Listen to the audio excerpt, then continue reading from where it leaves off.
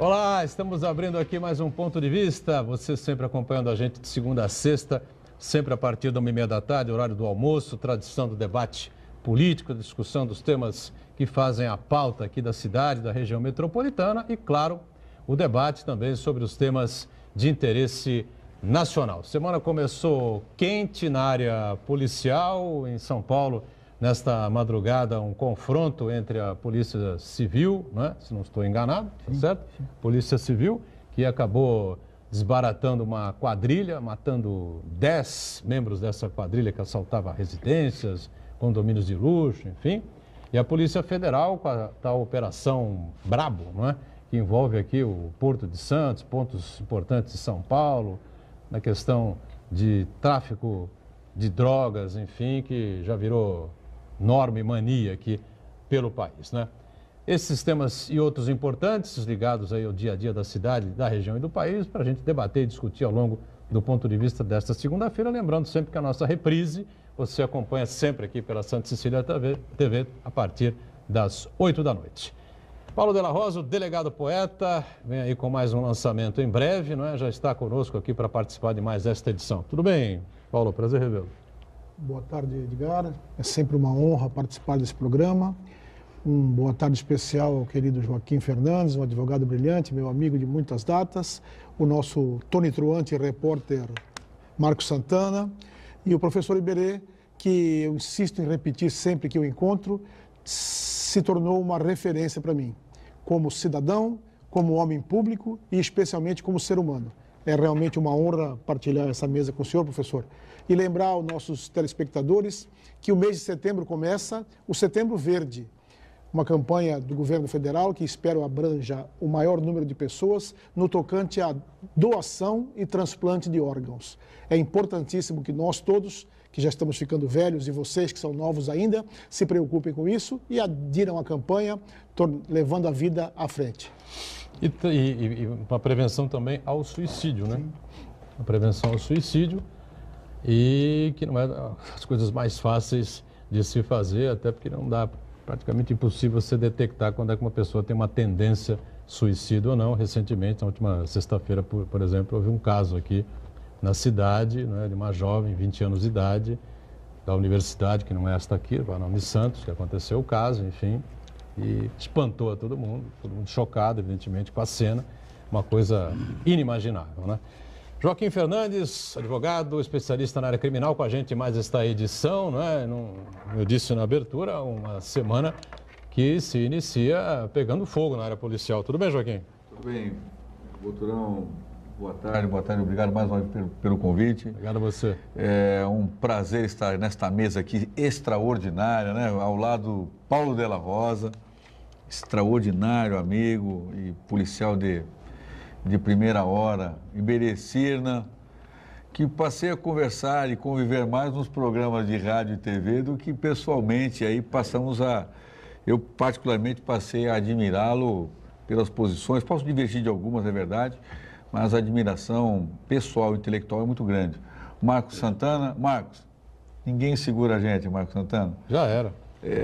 Corinthians... Já foi. Em maioria absoluta hoje, né? 60%? 60%. Da mesa, né? E a você, telespectador da Santa Cecília TV, é um prazer estar aqui nesse programa mais uma vez. Vocês percebem todos que eu sou um democrata, né? Permitir aqui que aconteça uma coisa dessas aqui, né? Essa renca de corintianos ao meu redor não é uma coisa assim das mais agradáveis para mim. Mas são pessoas de boa índole, né? Nem todo mundo é perfeito. Iberê Cirna, mais uma vez com a gente. Diga, Iberê, tudo bem? Tudo. É um prazer sempre estar na companhia e rever os amigos, né? O Paulo fazia um pouquinho de tempo, tem um orgulho muito grande de estar no rol dos meus amigos prediletos, tanto ele como o Joaquim. Joaquim, há pouco tempo, mas a gente acaba admirando muito pela sua posição, pela sua colocação. Eu só não concordo porque eu sou São Paulino e eu fico um pouco triste quando começa a levar para o futebol. Eu acho que isso é agredir. Eu gostaria que não. Um coração dorido. Então, mas é um prazer estar com vocês. O São Paulo vai melhorar, nós temos confiança nisso. Marcos Santana lá na ponta, acompanhando aí as redes sociais, os noticiários do dia a dia, política, as posições aí pré-eleitorais, pré-campanha, e o noticiário policial fervendo no início desta curta semana, não é, Santana? Tudo bem por aí? Tudo bem, boa tarde a todos. Semana começa quente nas páginas policiais e na política também. O prefeito de São Paulo, João Dória, para quem ainda estava duvidando, definitivamente ele colocou as manguinhas de fora e praticamente anunciou o seu rompimento com o governador Geraldo Alckmin, a quem ele deve praticamente a eleição para a Prefeitura de São Paulo. Em várias entrevistas, uma hoje publicada no jornal Estado de São Paulo, ele dá conta de que não só ele foi cogitado, foi cortejado por outros partidos, como ele defende prévias no PSDB, consultando o povo. Segue naquela estratégia de que quem estiver melhor colocado nas pesquisas eleitorais deve ser o candidato do PSDB. Então, um avanço muito claro aí contra o seu padrinho político, Geraldo Alckmin. Como é que seria isso se voltarmos no tempo e formos até 2016, onde ele era absolutamente 0%, né, em pesquisas, intenções de voto, foi bancado pelo governador, né, pelo grupo do governador, pelo grupo que se aproxima do governador, enfim, formou-se a chapa ao lado do Bruno Covas, enfim, era zero, do zero multiplicado por zero elevado a zero, não é? Era o João Dória. Se fosse assim, não poderia jamais ser candidato a prefeito, ou seja, é um delírio completo do cidadão aí que eu não sei o que se passa na cabeça dele, entendeu? Acho que a vaidade simplesmente tomou conta da razão, né? E outro episódio recente que mostra muito bem como é que é essa personalidade do João Dória é que ele está em Paris, né? Não, já voltou, né? Ele estava em Acho Paris. Que voltou já. Estava em Paris e aí ele anunciou que ele teria um almoço com o primeiro-ministro francês. Só que esqueceu de avisar o primeiro-ministro, né? O compromisso não contava na agenda oficial do primeiro-ministro. Na verdade, assim, foi uma invenção na cabeça dele que ele teria um almoço de negócios para tratar de relações políticas de São Paulo com a França. Só que isso aí não passou de uma peça de ficção. Ele nunca teve nada agendado com o primeiro-ministro do francês. Eu acho legal essa relação do Dória com o Alckmin, que ela me lembra o futebol, né? Até 2 meses atrás, todo mundo dizia, olha, o Dória e o Alckmin estão rompidos. Dória até, inclusive, deu há 15 dias atrás uma entrevista na Veja, dizendo que não, ele respeita o Alckmin, etc. E isso me lembra o futebol por quê? Porque quando o treinador está em vias de ser dispensado, ele está prestigiado. Não, ninguém vai demitir o sujeito, ele está prestigiado, está ótimo, está tranquilo. E aí a mosca azul do poder e da vaidade picou o João Dória. Como foi? Olha, Boturão, você foi muito feliz no 0,0, menos 0, mais 0, elevado a 0, dá 0. Porque ele não era ninguém, por mais que hoje ele possa ser ventilado como uma promessa, um sujeito que pode ser a terceira via, um homem que pode conduzir uma nova perspectiva de política, na verdade, ele tecnicamente, se não fosse pelo governador, ele era ninguém. Se ele tivesse concorrido por qualquer outro partido que não tivesse a bênção do Geraldo Alckmin, ele certamente não seria eleito. E para mim sempre que São Paulo, todo mundo sabia de véspera, ia bater a máquina do Estado contra a máquina do prefeito. E tem um detalhe, a máquina do Estado você... levou vantagem, e o Dória, que é um bom candidato, né? Verdade. Tinha uma máquina também, um tempo de TV enorme. Ele era um bom candidato e era uma novidade. Não, ele era uma novidade, né? Porque ele era um sujeito que nunca tinha sido político e ele vendeu a ideia de ser o gestor, um empresário milionário que não precisa da política e, portanto, não precisando da política, ele obviamente apenas e tão somente administraria a cidade. O que sempre me parece muito ruim, um sujeito que é a criatura, se voltar contra o Criador, na forma como porque já denota para mim um caráter duvidoso. Eu acho que um dos requisitos hoje mais importantes e em desuso na humanidade é a lealdade. Sim. Né? E o sujeito, quando começa em menos de 8 meses a ser desleal, com um cara que patrocinou a maior briga dentro do PSDB, André Matarazzo espirrou do partido, os caciques mais importantes do PSDB saíram e ele bancou o sujeito, e o sujeito dizia, não vou até o fim, o meu mandato vai ser até o final, para mim já começa mal. começa muito mal. E até porque é o sujeito mais vaidoso que recentemente está aí na política, né? Até porque é uma brincadeira que fazem aí, já me falaram 2, 3 vezes, São Paulo não tem prefeito, né? São Paulo, desde o dia 1º de janeiro, tem vice, não é? Tem vice. O vice, que é o Bruno Covas, já assumiu eu não sei quantas vezes, né? Porque foi 12, 13, 15, 18, 25, 40 viagens já fez o João Dória nesse período. A gente brinca aqui com os prefeitos que vêm ao programa. Pedro Gouveia foi o último, Paulo Alexandre, o Mourão esteve aqui recentemente, enfim. Quantas viagens vocês fazem aí por ano? O Pedro disse aqui, eu não tenho condição de ir aqui fora de São Paulo, porque não dá. A agenda é complicada, a coisa é terrível. Imagina se a gente administrar São Paulo. E o Márcio França disse com muita felicidade no Roda Viva recentemente, né? 2 programas atrás, acho, 2 semanas atrás, falou, pô, o cara não está satisfeito de ser prefeito de São Paulo, se para ele não é 11, São Paulo é pouco para ele, então, sinceramente, é difícil de entender uma cabeça dessas, né, Iberê? Olha, eu, observando tudo aqui, eu vou dar minha opinião. Eu não acredito em absolutamente nada disso que está acontecendo. Isto tudo para mim, é um grande teatro. Se nós olharmos aí a mídia nacional, ele tem um contraponto pela caravana do PT, né, pelo mundo afora aí, se bem sucedida, mal sucedida, mas só se fala em PT.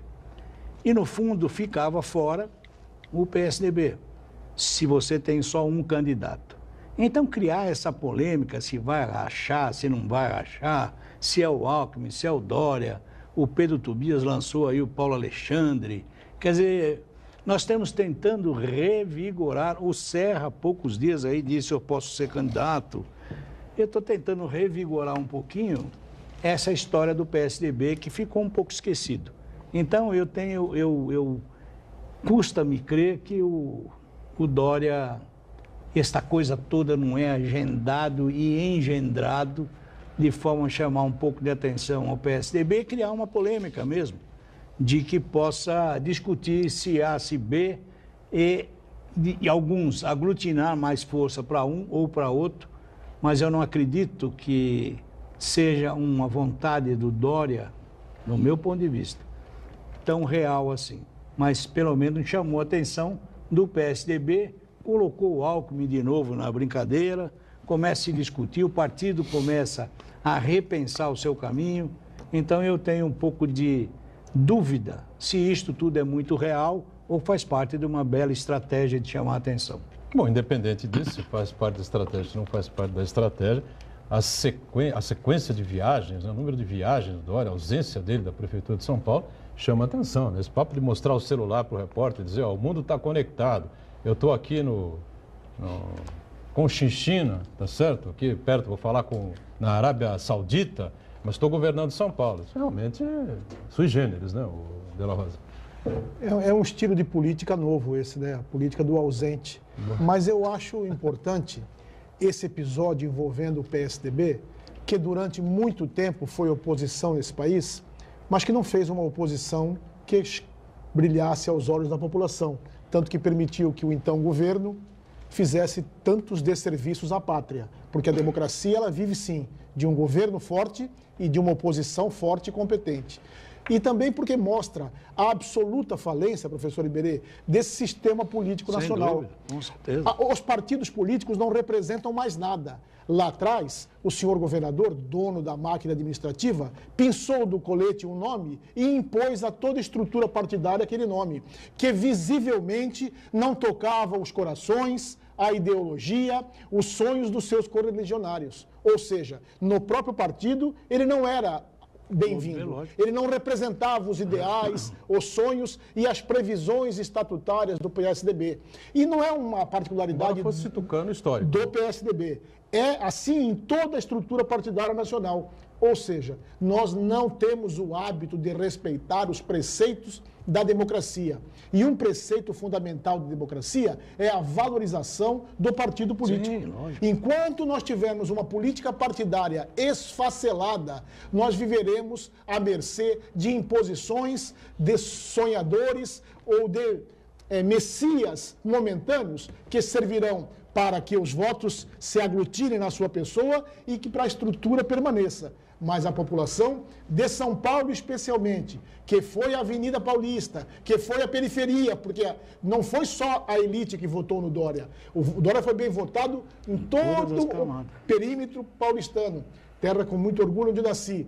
E hoje se vê absolutamente órfão, vitimada por essa política da imposição de nomes e por essa nova cara que o prefeito Dória parece querer implantar na gestão da maior cidade da América Latina, a gestão da ausência. Mas, Paulo, deixa eu só colocar um adendo nisso aí. Partidariamente, a população que você diz do paulistano que está abandonado, é assim, o brasileiro está abandonado, em todos os níveis. Quando nós falamos aí que a fidelidade ao partido, que partido? Se todos se esfacelaram nessa visão do presidencialismo de coalizão. Eu vou vendendo a minha alma, vou trocando meus cargos. Quer dizer, esta é a realidade. Então, por esse motivo, é que eu tenho minha dúvida. Eu acho que está.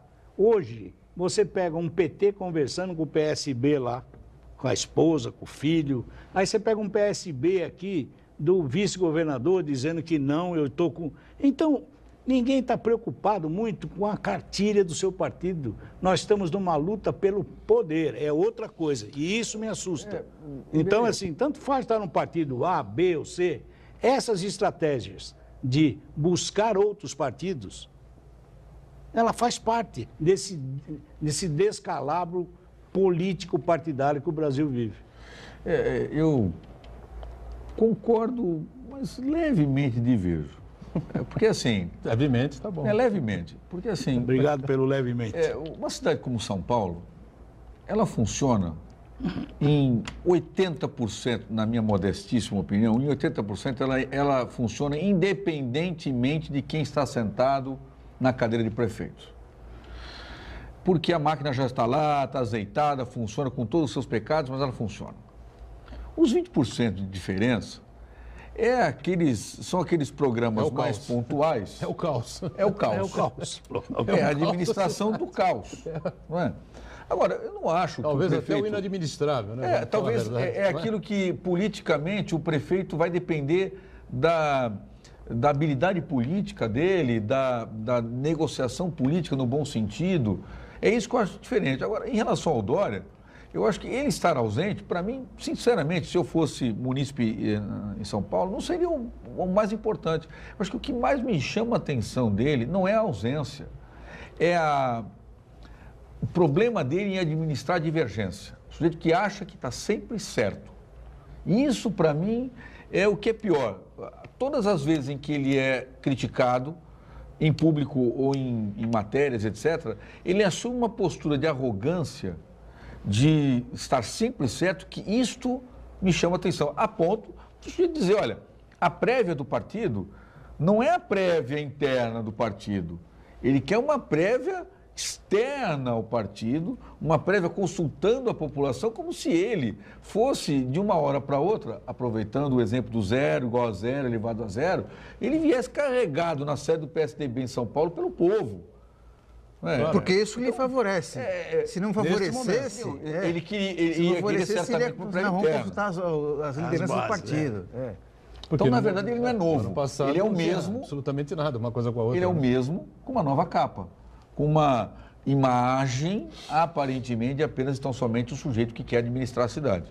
Aliás, hoje o programa do Datena, eu estava acompanhando a entrevista dele, junto com o secretário de Segurança Pública do Estado, ao qual o Dória fez rasgados elogios, e nós aqui não temos tantos elogios a fazer assim, ao Mágino Alves, que me esqueço sempre a sequência do sobrenome dele, né? E o Mágino Alves ficou 10 minutos parado, né, na espera, ainda escutando o Dória trocar. E no final o Datena fez a pergunta e ele falou, olha, você já está... já aprendeu a ser político, né? Porque eu fiz uma pergunta, você não me respondeu, né? Fiz uma volta danada para voltar ao lugar de estaca zero. O Dória está ficando um especialista na pior faceta da política brasileira. Porque aqui não se tem projeto mudança, embora é exatamente o que nós precisamos, de mudança. No Brasil, de A a Z, da mais ferrenha esquerda à mais atuante direita, nós temos Projeto Vitória. Qualquer coisa, a qualquer tempo, com qualquer companhia, desde que a vitória se apresente. É o que está acontecendo no Brasil há muitos anos e nós, cidadãos, temos a obrigação de nos rebelarmos contra isso. Apostemos nas mudanças e não nesse Projeto Vitória. Muito bem, a capa do Jornal da Hora que você já viu aí na telinha. Pode focar de novo aqui para a gente. Por pouco não foi aqui, referência ao grito de independência de Dom Pedro I, e quase aconteceu aqui na cidade de Santos. O Jornal da Hora que circulou no final de semana, ainda circula aqui na região nesta segunda-feira, e é um tema que nós vamos abordar, um programa que vamos gravar daqui a pouquinho, vai para o ar na quinta-feira, o dia da independência. O Iberê vai estar nessa com a gente aqui, Sérgio Williams, e o Barbosa Tio estará aqui também para falar sobre Zé Bonifácio e a independência, não, Santana? Isso, a edição do Jornal da Hora resgata uma circunstância muito curiosa no processo de independência do Brasil, que não foi, o processo de independência não foi feito de uma hora para outra. Começou em janeiro daquele ano de 1822, com o Dia do Fico, e foi se consolidando ao longo do tempo, com uma articulação muito bem feita por José Bonifácio, o santista José Bonifácio, que pela estratégia dele, ele armou uma viagem de Dom Pedro I para Santos, para vistoriar alguns fortes, e aí culminaria dele decretar a independência do Brasil em terras santistas. Mas aí o Dom Pedro I foi recepcionado num jantar, passou mal, antecipou a volta dele para São Paulo e teve o que chamava de mal dos ventres, né, que é a popular diarreia, e às margens de Ipiranga ele deu o famoso brado forte e retumbante. Ai, meu Deus do céu. Um break e a gente volta já já.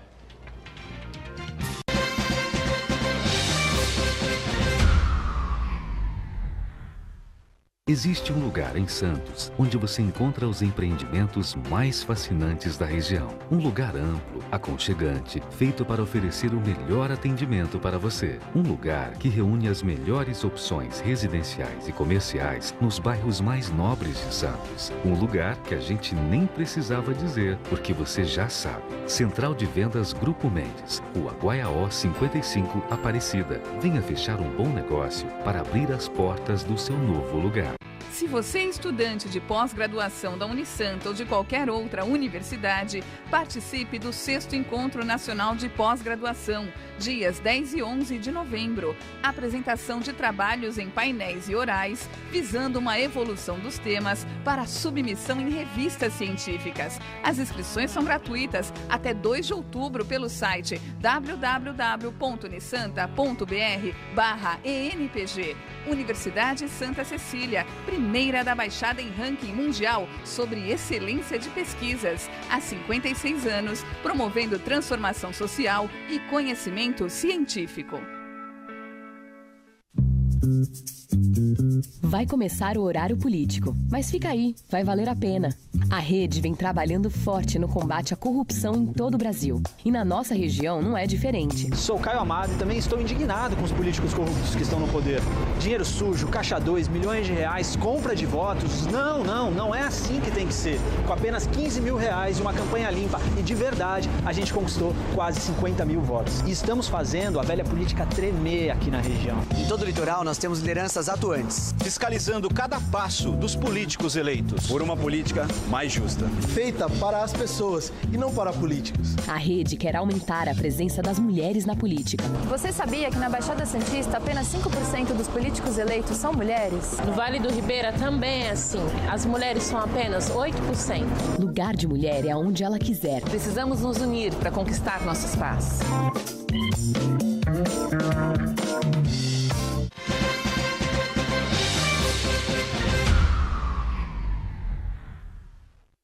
Sequência aqui do nosso ponto de vista, aqui pela Santa Cecília TV, com o Paulo de la Rosa, com o nosso Joaquim Fernandes, Iberê e o Marco Santana, não é? E eu disse na abertura do programa e repito agora, o final de semana começou quente, não é? Uma operação da Polícia Federal, Operação Babo, é isso? Brabo, não é? E que tem aí atuação e mandatos de prisão aí por vários estados brasileiros, São Paulo, Minas Gerais, Santa Catarina, Paraná, concentração Rio Grande do Sul e Guarujá. De Distrito Federal também, maior concentração de Santos e Guarujá, o Porto de Santos, aí então o porto considerado aí a linha de passagem, aí, ou a linha, no caso, seria a saída, né, das drogas, o entreposto, veja lá, entreposto da cocaína, é isso, Joaquim? Cocaína. Em São Paulo, né? 820 policiais federais, 190 mandados de busca e apreensão, e muitas prisões, né, Joaquim? É uma das maiores operações feitas recentemente pela Polícia Federal. Olha, quem estava no Guarujá hoje, quem mora no Guarujá hoje pela manhã, se surpreendeu com o aparato policial. Helicópteros, as equipes táticas da Polícia Federal no Guarujá, que me parece foi o maior número de prisões, foi na cidade do Guarujá. Não é?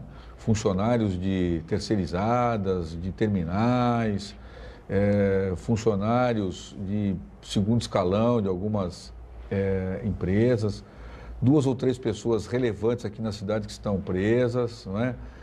É realmente uma operação intensa da Polícia Federal, que começa, né, com o nome dessa operação em homenagem a um ancestral na Bélgica que deu margem ao nome da cidade, porque o chefe principal foi preso na Bélgica, né, o principal líder aí dessa organização criminosa que tem ligações com o primeiro comando da capital também. As imagens hoje veiculadas pela manhã nos principais telejornais mostram a inegável participação de funcionários em abrir portões, fechar portões, desligar iluminação de terminais. Iluminação de terminais? Desviar câmera de vigilância. Desviar câmera. Porque, veja, a droga não entra no container do sozinho, nada. Né? Sozinho. Porque é o seguinte, muitos desmontam, inclusive, as dobradiças dos containers para não violar o lacre original, substituir lacres, etc. É uma operação que vem sendo há muito tempo, mais de ano, monitorada pela Polícia Federal na região. E que parece que haverá desdobramentos futuros ainda. Agora, o que era isso aí, hein? Uma quadrilha, várias quadrilhas, várias organizações? Já você tem ideia sobre isso? Não? Na verdade, assim, você normalmente tem 2, 3 pessoas, o Della Rosa conhece bem isso, né? Pelo tempo que, inclusive, comandou a Dize de Santos, não é? Nos anos 90, grandes prisões foram efetuadas pelo doutor Della Rosa, desarticulando, se eu não estou enganado no nome, Della Rosa, desarticulando, ainda não eram colocados os nomes ainda das operações, mas Wagner Lúcio Delgado, Zé Lúcio Delgado, Wagner Tron, etc., que comandavam o tráfico na região, foram, à época, presos, numa das primeiras vezes que alguém foi preso, a partir de puramente investigações sem drogas, né? Eram os famosos dossiês. Então, era comandado pelo doutor Della Rosa naquela época. Os investigados usavam, segundo informações aqui do site da Tribuna, capital paulista como armazém, locais lá de São Paulo como armazém, o Porto como aí o local de saída dos entorpecentes que tinham destino aí, claro, países do exterior. Mas como é que a cocaína vai parar em São Paulo, hein? Alguém explica isso aí, não? Bom, na verdade, essa questão das drogas, ela mostra bem a realidade caótica da segurança pública no Brasil. Nós insistimos em tratar a questão da segurança pública como se tivéssemos ainda nos anos 40 ou nos anos 50, atacando criminosos isolados, os famosos bandidos pés de chinelo, e na verdade isso acabou. Praticamente hoje o crime, ele está todo concentrado nas mãos de estruturas criminosas. O crime organizado hoje, ele é uma realidade no nosso país. E, em sendo organizado, ele funciona como uma empresa. Então, há várias células trabalhando, às vezes em comunhão, às vezes isoladamente, desenvolvendo um trabalho que tem fim sempre a delinquência. É bem possível que esses armazéns de São Paulo, Edgar, não conheçam as pessoas que estão rompendo os lacres aqui em Santos. É possível que a pessoa que traga a droga pelas fronteiras do país, que são, infelizmente, muito mal zeladas, muito mal policiadas, não tenham relação direta com as próprias pessoas dos armazéns. Mas fato é que tudo isso faz parte de uma estrutura que é absolutamente pensada, que é absolutamente estruturada e que conta com recursos cada vez maiores. Porque o dinheiro, só um segundinho, para terminar o raciocínio, o dinheiro do crime, ele é monstruoso. E nós vemos, naturalmente, que não temos, na contrapartida, nas estruturas que defendem a paz e a ordem social, a mesma estrutura. Eu sempre insisto em repetir, nos falta, professor Iberê, o PCC do bem. Paciência, ciência e coragem. E quando a Polícia Federal dá um exemplo disso, Joaquim, de paciência, porque essa investigação já tem mais de um ano em desenvolvimento. Sim. Ciência, quando se mune de dossiês, de investigações de longo prazo, checando dados, checando informações financeiras, contábeis, checando o passado e o presente das pessoas e investimento, porque a Polícia Federal usou helicópteros, um número considerável de elementos para fazer esse trabalho, o resultado está aí. Então, é com muita satisfação que assistimos esse exuberante trabalho da Polícia Federal. Mas, por outro lado, e o Joaquim vai com certeza comentar isso, a preocupação que nós temos com isso. Nós não podemos nos ater a uma ou outra operação, professor Iberê.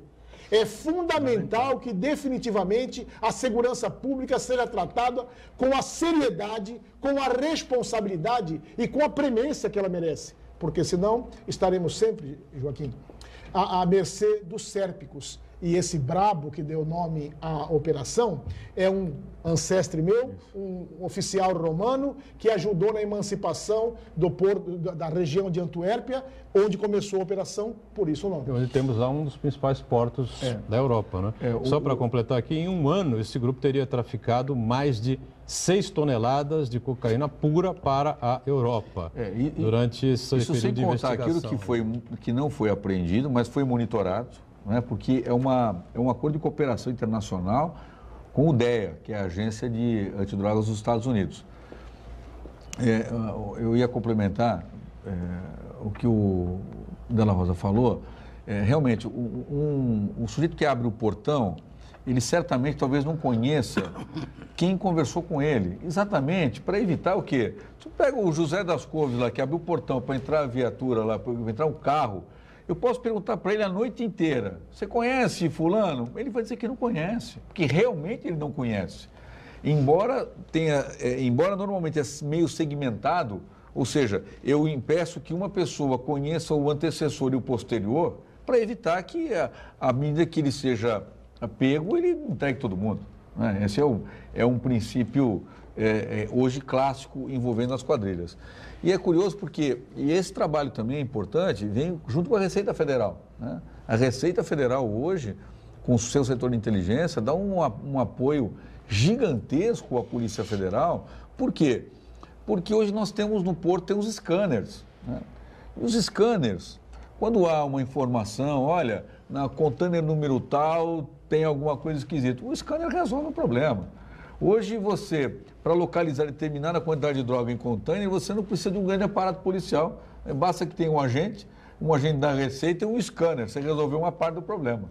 Então, realmente, parabéns à Polícia Federal, fez um trabalho brilhante aí de mais de ano, esperando, obviamente, que outros órgãos de segurança deem continuidade a este projeto de diminuir, que acabar certamente não vai acabar, não acabou, os países mais desenvolvidos aqui também não vai, mas reduzir cada vez mais o tráfico de entorpecentes. Mas como é que vai acabar ou reduzir se o consumidor aumenta a cada dia? Então, por isso eu falo que acabar não vai. Né? O que vai acontecer, você vai inflacionar, e aí eles vão para as drogas mais baratas, que é o crack. O pior ainda, crack é isso. A pior emenda que o soneto, então. O que é importante, isso, colocação que os dois brilhantes advogados colocam ali, é o seguinte: nós dormimos em berço esplêndido. E esse modelo de gestão do crime é extremamente organizado e muito mais organizado do que todas as nossas estruturas. Lamentavelmente, todas as grandes apreensões têm que se, como bem colocou o Paulo, tem que se homenagear as pessoas que fizeram. Mas, gente, a estrutura não compete que se faça mais nada. Nós temos as fronteiras abandonadas, nós estamos aqui no maior porto da América Latina, Então, qualquer investimentozinho feito aqui, o Estado paralelo das drogas já fez há muito tempo. Lamentavelmente, nós estamos correndo atrás do tempo. Isto, assim, há que parabenizar, sim, a Polícia Federal pelo seu esforço, a Receita Federal, a Polícia Civil, os órgãos de inteligência. Hoje é um drama mundial. Mas o Brasil, lamentavelmente, sempre ficou um pouco esquecido nos investimentos necessários para a segurança nacional. E agora nós temos que aguentar com isso. Eles são mais organizados do que nós. Diga, Marcos Santana. Professor, se como o Edgar observou muito bem, as drogas chegaram em São Paulo e chegaram ao Porto de Santos, quer dizer que elas percorreram o território brasileiro inteiro. Sem dúvida. O Brasil ainda não é produtor de coca para produzir a pasta base. Nós temos aí Bolívia, né? Pois é, então ela teve que percorrer... Colômbia, né? Colômbia e Bolívia, né? São os dois, né? Colômbia e Bolívia que são os maiores produtores, é isso, né? Também no Peru também tem, né? Pouca coisa, enfim, mas na verdade Colômbia e Bolívia, né? E aí demonstra claramente a porosidade das nossas fronteiras, né? E a falta e a completa ausência de um controle das fronteiras no Brasil. Um exemplo, tem um amigo meu que foi, cerca de 10 ou 15 dias, foi para Buenos Aires, de carro. Ele falou que na Argentina ele foi parado umas 3 ou 4 vezes em postos nas rodovias. Quando ele volta para o Brasil, ele sequer foi parado. Então, veja, o controle, o nome do senhor, quantas pessoas tem, quando volta, o senhor. Então é difícil. Em várias cidades do Brasil, a fronteira com outros países, com a Bolívia, com o Paraguai, é atravessar uma rua. Quer dizer, como é que tipo de controle o Estado brasileiro vai ter se as fronteiras têm essa característica? Então, eu acho que o Brasil precisa repensar, até como um projeto de nação, o controle melhor das suas fronteiras. Olha, ultimamente eu venho pensando... O gigantismo do próprio território facilita e dificulta, por um outro lado, ao controle dessas fronteiras.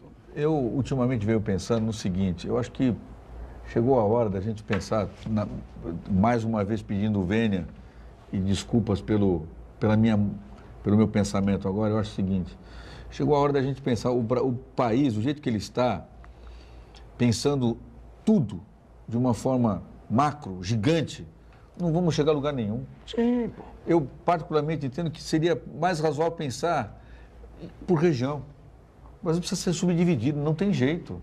Não dá para você aplicar legislações, não dá para você aplicar determinadas coisas que não funcionam no norte, não vão funcionar no sul. Os recursos são diferentes. Não é dividir o país, não. É simplesmente administrá-lo por região, porque não dá. Não adianta. Unidos, você tem ali um estado aqui onde vale a lei da pena de morte. Sim. E no estado que faz fronteira vizinho não vale a lei da pena de morte, né?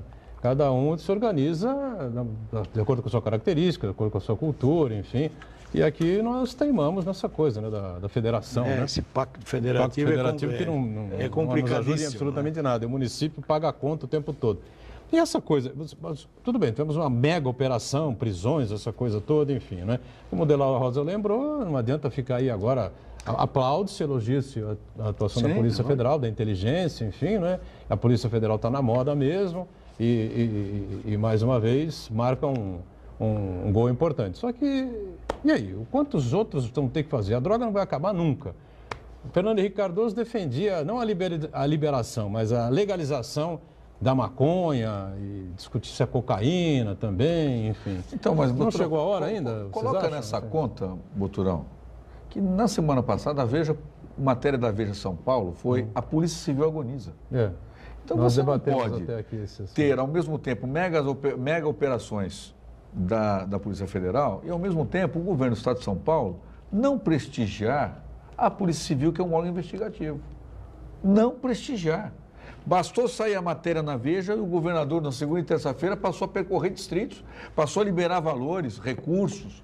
Então, assim, muito ao encontro do que você está falando, quer dizer, tudo bem, vamos parabenizar e deve ser parabenizar a Polícia Federal, sim. Mas, ao mesmo tempo, aquele que faz o varejo aqui, que é a investigação mais, não é, De La Rosa, aquela investigação mais pontual no Estado de São Paulo, a Polícia Civil precisa ser valorizada nesse ponto. Quanto à descriminalização das drogas, esse é um assunto absolutamente flamejante e acho que toca o coração de todas as pessoas que pensam um país melhor. É óbvio que nós precisamos reestudar a criminalização do usuário do entorpecente. Ela é algo ultrapassado, algo que precisa realmente ser revisto, exatamente para que nós tenhamos um pouco mais de responsabilidade cidadã naquele que, porventura, se dê ao hábito de usar substâncias entorpecentes, sejam elas legais ou ilegais. Porque a verdade é uma só, o sujeito que fuma lá a sua maconha ou usa a sua carreira de cocaína não está menos ou mais entorpecido que aquele que enche a cara na festa da empresa e sai com o seu automóvel matando todo mundo. Mas eu só penso, Edgar, que o Brasil ele tem um problema de momento. Nós sempre mascaramos um problema através de uma discussão adjacente, de uma discussão paralela. A questão da segurança pública no Brasil, ela é absolutamente emergencial. E ela passa por uma história que todos nós conhecemos muito bem. Só que nós fazemos questão de contar a história do fim para o começo, e não do começo para o fim. O crime está organizado, as polícias estão desprestigiadas, o mundo econômico, a realidade econômica do Brasil está difícil. Então, esse é o fim da história. Estou contando de trás para frente. O começo dessa história, professor Iberê, está na educação, que nós insistimos em maltratar desde o berço. Sem dúvida alguma. Nós não temos noções de segurança pública em nenhuma escola pública ou particular desse país. Nós desconhecemos a importância do processo de civilidade que se dá ao cidadão quando se ensina a ele os riscos e os dissabores do envolvimento com a criminalidade. Quando Joaquim Fernandes fala que talvez o cara que apagou as luzes do porto ou aquele que abriu a porta para a entrada do carro dos criminosos não conhece a estrutura, é fato. Mas mais do que isso, professor, talvez ele não conheça as implicações da sua atitude.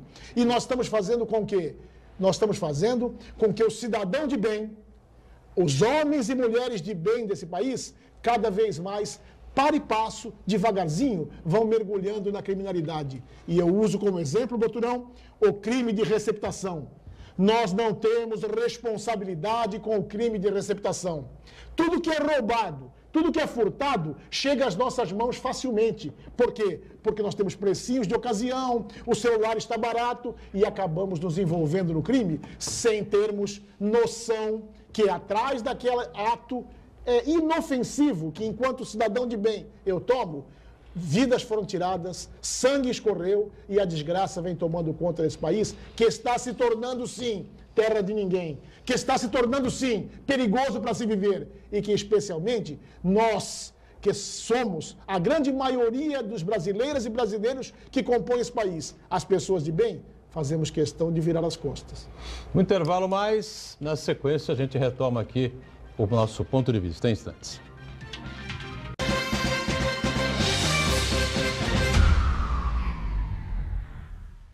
Existe um lugar em Santos onde você encontra os empreendimentos mais fascinantes da região. Um lugar amplo, aconchegante, feito para oferecer o melhor atendimento para você. Um lugar que reúne as melhores opções residenciais e comerciais nos bairros mais nobres de Santos. Um lugar que a gente nem precisava dizer, porque você já sabe. Central de Vendas Grupo Mendes, Rua Guaiaó 55, Aparecida. Venha fechar um bom negócio para abrir as portas do seu novo lugar. A Unisanta vai realizar o 9º Congresso Brasileiro de Iniciação Científica, COBRIC, dias 26 e 27 de outubro, criado com o objetivo de despertar a vocação na área da pesquisa e estimular a produção científica de alunos de ensino médio e graduação em qualquer área do conhecimento. Inscrições gratuitas e trabalhos científicos até 24 de setembro pelo site www.unisanta.br/cobric. Universidade de Santa Cecília, primeira da Baixada em ranking mundial sobre excelência de pesquisas. Há 56 anos, promovendo transformação social e conhecimento científico. Vai começar o horário político, mas fica aí, vai valer a pena. A rede vem trabalhando forte no combate à corrupção em todo o Brasil. E na nossa região não é diferente. Sou Caio Amado e também estou indignado com os políticos corruptos que estão no poder.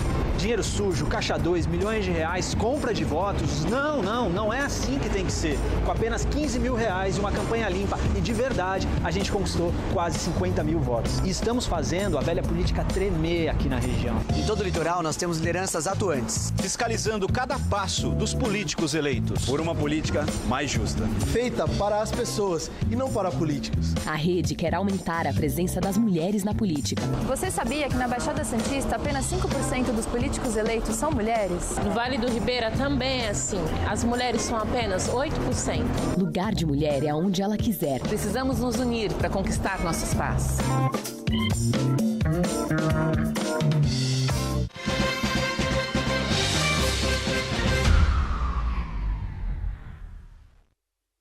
Muito bem, voltamos aqui ao terceiro bloco, né? E, como eu falei, a semana começou quente na área policial. Já falamos sobre a Operação Brabo da Polícia Federal, que atinge diretamente aqui a Baixada Santista, o Porto de Santos, Guarujá principalmente, né? São Paulo e vários outros estados. E ontem também, ontem não, né?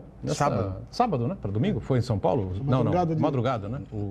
O confronto entre a policiais civis, né? DEIC. E o pessoal do DEIC, o Della Rosa e o Joaquim podem explicar muito bem o que é que significa, contra uma quadrilha, né? 10 mortos, quadrilha especializada em assaltos em casas de luxo, mansões, né? Em bairros nobres de São Paulo e também em condomínios de luxo.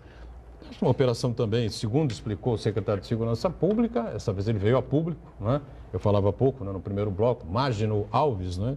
Explicar porque houve um lado positivo, né? Claro, né? A polícia está sendo aplaudida hoje, sem dúvida nenhuma, não por ter matado os bandidos, né? Mas por ter debelado a quadrilha, acabado aí com esse pessoal que assaltava residências de luxo por toda a cidade. Mas também a operação que me parece que envolveu aí inteligência, parte daquilo que você fala, né, Paulo Della Rosa? Sim. Eu só fico preocupado quando viajo pela internet e vejo exatamente algo diferente do que você disse, Edgar.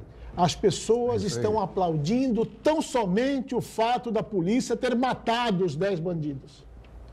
Numa clara e evidente exaltação à falida, à inútil, à ineficiente política do prenda e arrebente. É óbvio que é importante para a sociedade que uma quadrilha seja retirada do seio da comunidade. Claro, eles são malfeitores e não podem, não devem e não vão, continuar no meio social.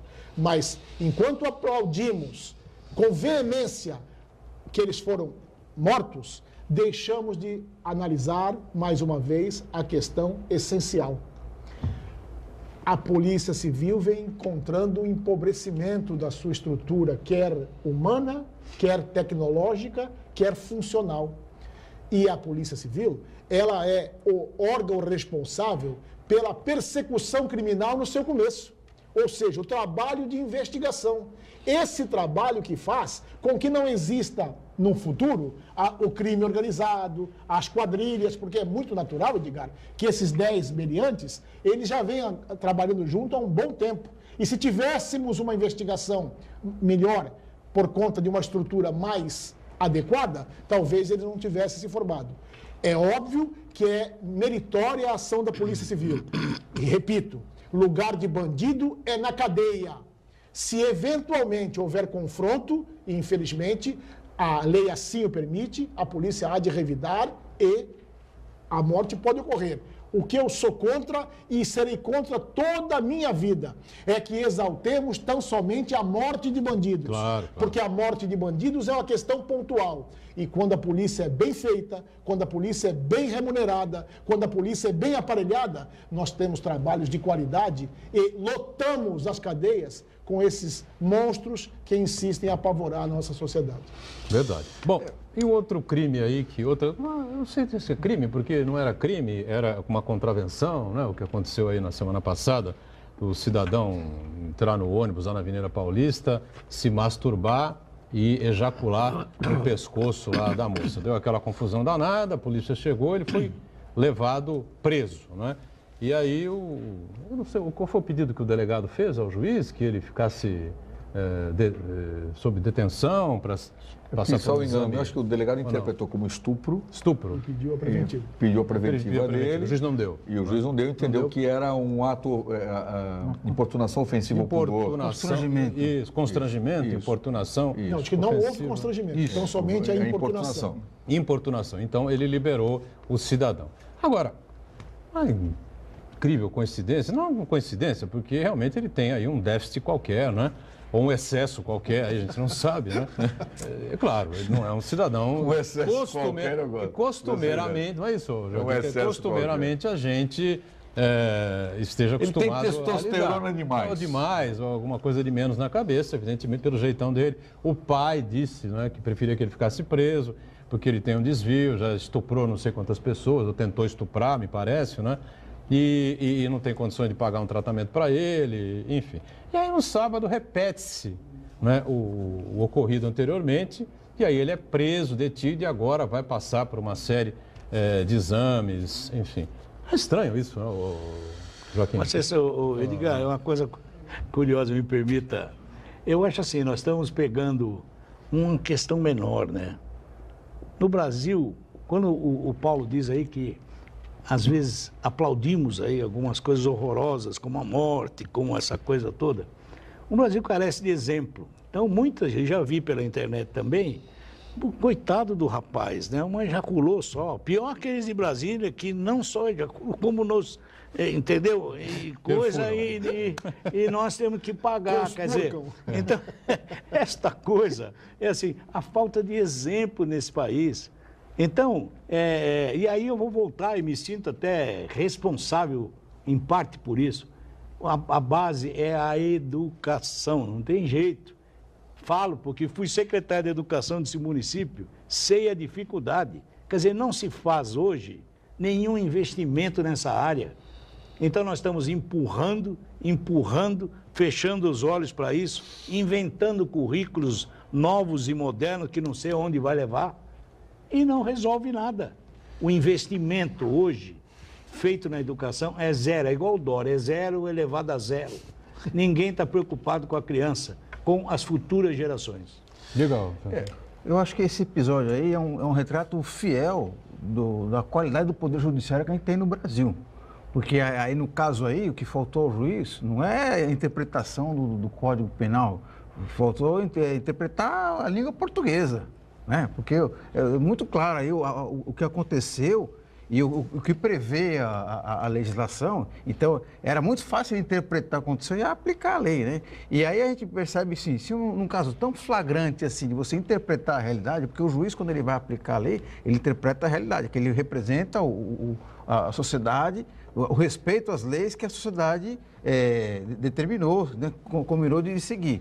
Se no caso assim, tão flagrante assim, ele não consegue interpretar, imagina nos casos mais delicados, em que as nuances são muito maiores, os conflitos de interesse são muito mais sutis, e ele está ali para fazer a mediação né, dos conflitos, como é que ele faz então? Né? Eu acho que é muito grave, né? E eu fiz uma rápida pesquisa na internet, esse juiz aí demonstra também como o Poder Judiciário, os membros do Poder Judiciário estão descolados da realidade. Ele recebe uma média salarial de R$44 mil por mês. Média salarial? Média salarial. Todo mês, além do vencimento base, aquela série de penduricalhos jurídicos que a gente conhece muito bem, ele recebe todo mês R$44 mil. Portanto, acima do teto. Do limite ou do teto, né? Veja bem, Marcos, assim, eu sempre tenho receio de discutir questões jurídicas, porque é o seguinte, infelizmente está lá no texto legal. Às vezes a interpretação, por mais que o juiz queira, ele não pode transpor um determinado limite. O que eu acho peculiar neste caso é o seguinte, o histórico que o sujeito tinha antes daquela soltura, daquela prisão de soltura imediata. Isso cabe ao juiz. Que mereceria, na pior das hipóteses, algumas medidas cautelares. Você precisa de um tratamento qualquer, porque ele, na verdade, é um plano para ele mesmo, não é? Por mais que ele ficasse apenas nesses atos, veja, menores, no sentido legal, não no sentido... Não comparando com Brasília. Não comparando. Isso. Na verdade, ele precisava de um tratamento. Ele precisa ser segregado para ser tratado. Porque eu acho que, às vezes, interpretar friamente o texto legal é um problema. Veja bem, o Supremo Tribunal Federal, quando quis afastar o Eduardo Cunha, o ministro Teori Zavascki fez uma ginástica jurídica constitucional para dizer por que afastaria o Eduardo Cunha da presidência da Câmara. Então, naquele momento, se você lê a decisão dele, que tem mais de 50 laudas, ele diz que não tem previsão expressa, mas ele cria um raciocínio jurídico para afastar ali. Esse raciocínio jurídico não foi derrubado pelo Supremo Tribunal Federal. Então, eu acho que nos crimes sexuais, é certo que também tem um outro detalhe. Muitos dos crimes sexuais noticiados são falsas comunicações de crime, né, Della Rosa? É a mãe que reclama contra o ex-marido, contra a companheira. Então, hoje, se você pegar 10... Joaquim, mas nesse caso específico, qual que é a dificuldade do juiz identificar que é um constrangimento? É a tipificação penal. Marcos, é a tipificação penal. Se você olhar friamente, é odioso o sujeito se masturbar dentro do ônibus e ejacular no pescoço da passageira. Mas se você olhar friamente no texto legal... Qual é a dificuldade disso, Joaquim? Não, a dificuldade é clássica. Se você olhar o tipo penal, você vai ver que não dá para ser estupro. Não, estupro não. Claro que não é estupro. Entendeu? Agora, as medidas que o juiz poderia aplicar é diferente. Veja que é o mesmo ato... Acho que errou ou confundiu-se o delegado, talvez. Então, não. O delegado, o que ele fez? A preventiva por estupro do homem, que a gente, evidentemente, isso não é estupro. É a interpretação da autoridade policial. Eu respeito. Tanto é verdade que o mesmo comportamento, 2 dias depois, teve pelo judiciário um outro posicionamento. Uma outra avaliação. Essa é a questão. Eu gostaria de ver qual a opinião da deputada Maria do Rosário. Maria do Rosário? Eu queria, porque o rapaz está... O fato é o mesmo. Então, o que nos leva a crer que ou a interpretação num determinado momento foi exageradamente branda, ou em um outro momento faltou o equilíbrio. O Della Rosa sabe que delegado experiente que é, não é? Sabe que a autoridade policial dá aquela, para ele, naquele momento, não é isso, Della Rosa? Naquele momento, era aquela configuração daquele delito. Agora, isso não quer dizer que o juiz, o promotor de justiça, divirjam desse ponto de vista. O que me surpreende é que o magistrado, num dia, entende de um jeito e 2 dias depois, nós temos o mesmo fato tratado de uma forma mais grave. O que quer dizer que em um momento ou outro, nós não entendemos a lei corretamente. Isso que me assusta. Quando eu falo da legislação penal, nós temos um Código Penal excelente. O problema todo é como nós vamos interpretar. É a subjetividade da conduta. Pô. É uma falta de bom senso no caso, né? Sim, no caso aí, eu acho que faltou o juiz ali entender. Não é absolutamente normal, natural. Em língua portuguesa, é muito claro. Não é natural o sujeito baixar as calças. Não precisa ser jurista para identificar o que aconteceu. Se fosse uma criança que fosse a vítima, estava resolvido o problema. Era estupro e já era. Agora, neste caso, o que é estupro? É conjunção carnal, não é presumido. Não é para tudo bem, mas é evidente que... É o que eu estou dizendo. É óbvio, acho que o Santana está querendo colocar isso, é óbvio que não é uma coisa natural. O sujeito tirar as calças, sem dúvida, se masturbar e ejacular no pescoço da pessoa. Agora, que isso não é estupro. É o que está escrito. Agora, pelo amor de Deus, você tem que segurar o rapaz e submeter a uma bateria de exames. Mas aí o advogado de defesa dele vai dizer onde é que está, baseado em que você está segurando. Ainda há pouco eu fiz uma crítica às redes sociais pela hipervalorização tão somente da morte dos 10 bandidos. Mas agora vou fazer um grande elogio às redes sociais e, naturalmente, havia de ser para as mulheres, que, como eu repito sempre, são seres humanos melhores. Uma mulher teve uma sacada genial. Ela se põe sentada numa sarjeta, com os 2 seios à mostra e com o bebê amamentando. E fazendo aquele sinal característico, dizendo o seguinte: Amamentar em público não pode. Isso. Ejacular em público pode. Pode. É óbvio que houve aí uma hipossensibilidade judiciária. É natural de se imaginar, Joaquim, que esse evento lamentável teria essa repercussão. Porque é impossível você ficar imune a esse pensamento, professor. E se fizessem com a minha esposa? E se fizessem com a minha mãe? E se fizessem com a minha filha? Não houve constrangimento. É uma palavra técnica do direito que é a imposição da força de um contra a vontade de outro. Isso não houve, porque, na verdade, ele não imobilizou a mulher, ele não a constrangiu fisicamente. Mas é natural de se imaginar que ali houve, sim, um profundo constrangimento moral. Lógico. Esse maldito constrangimento moral que a mulher brasileira vem padecendo desde sempre.